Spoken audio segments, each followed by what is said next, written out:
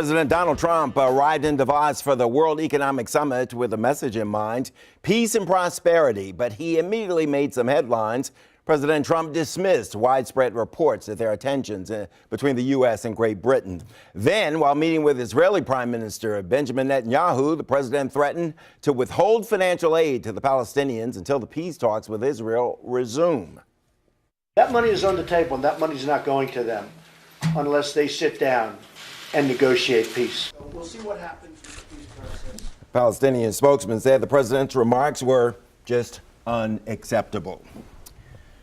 Right now, I'm joined by Husam Zomlot. He's the Palestinian Ambassador to Washington, and Richard Heideman. He's president of the American Zionist movement. Gentlemen, thank you both very much for joining us. We got a lot of important stuff to talk about. Mr. Ambassador, let me start with you. Could you respond to President Trump's remark that the U.S. will withhold foreign aid if you don't come back to the peace table? Well, we, the Palestinian people and the government, appreciate the long-held U.S. policy of investing in peace. And this money was never only to the Palestinians. This was part of a U.S. vision, of an international vision to bring about an end to the bloodshed and the conflict and to establish two states on the 1967 borders. And therefore, the U.S. was investing heavily. And this brings us to the actual discussion.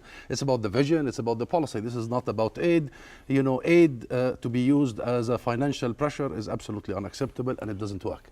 It doesn't work on a nation that is seeking its very legitimate rights, let alone in such a way that is linked directly to their most sacred issues, like their land, their capital city, that is Jerusalem. So therefore, it was regrettable what we heard today, and we look forward to actually discuss how do we focus on the major issue of policy. Regrettable what they heard today.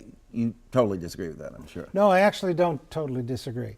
I'm very glad to hear the ambassador use some words that indicate that the Palestinian Authority and Mahmoud Abbas, who the ambassador represents at his mission here in Washington, is prepared apparently to come to the peace table, to sit with the President of the United States or his representatives, to sit with Prime Minister Netanyahu, who said he's prepared to sit and to make peace.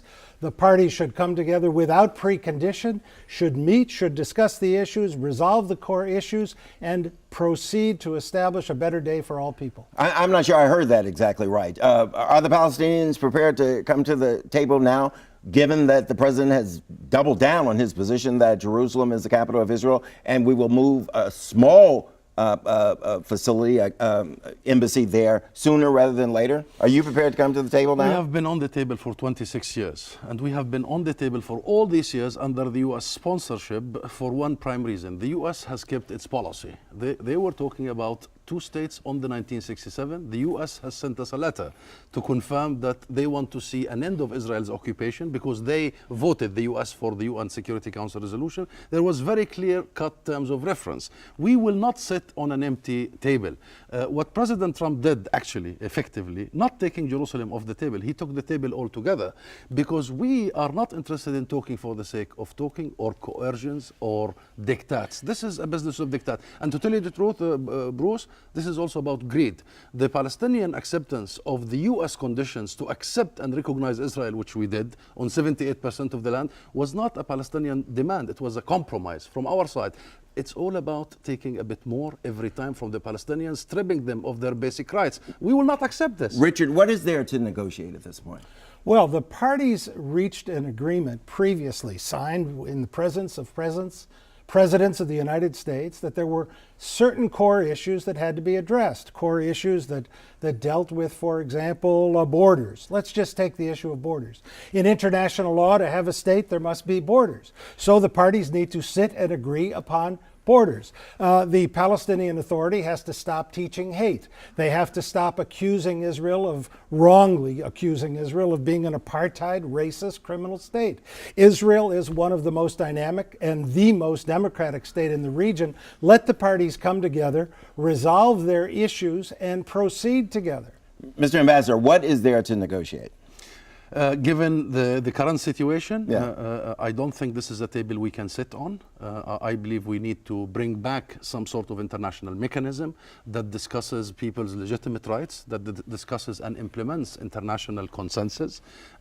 Major principles are not up for negotiations. All what we did was to try to find modalities of implementing the principles of peace. The one most important principle of peace is that it does not come out of coercing one group, considering one group to be the group that could be actually pushed in one corner. What has been happening recently, why don't we just keep on and at the Palestinians? Why don't we just strip them of one more piece, which is Jerusalem? Oh, Mr. Ambassador, Then after that, it would be the issue of the refugees. For all these 26 years, the Palestinians have kept their major commitments. I don't understand what Israel are we talking about, that the ruling party, Likud, has just approved annexing the West Bank.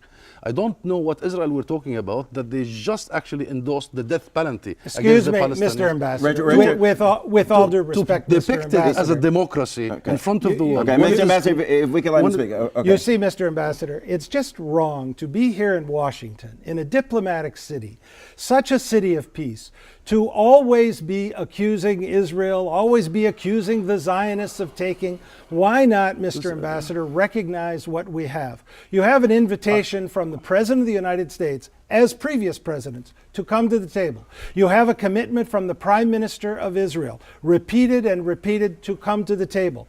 President Abbas has refused to come to the table. He's been president for more than 10 years without elections. There isn't a democracy. It's time to put democracy in place. Richard, did not President Trump make it more difficult when he took the position that he did with Israel?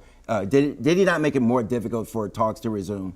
No, he did not. When he recognized Jerusalem as the capital of Israel, the ancient homeland of the Jewish people, he did the right thing. And when he said to the Palestinians, following Ambassador Haley saying it at the United Nations, when he said we're not just going to keep giving money to UNRWA, we want some accountability. That's what he wants as accountability. What happens to South Jerusalem? To East Jerusalem. Yeah, East Jerusalem. What happens? And they're saying that Jerusalem is the ancient capital of Israel. We're talking all of Jerusalem, not East Jerusalem. We're not separating the two, right? Richard knows and everybody knows the ancient land of the Jewish people. This talk that they want to see the world formed according to 3,000 years ago, and God knows what was the world 3,000 years ago. Jerusalem East is owned by 380,000 Palestinians. They own every home, every school, every church, every mosque. The Jerusalem is not something we claim, it's something we own. And therefore, Richard was telling us about recognizing reality. I'll tell you, Bruce, what is the reality of people? It's crucial.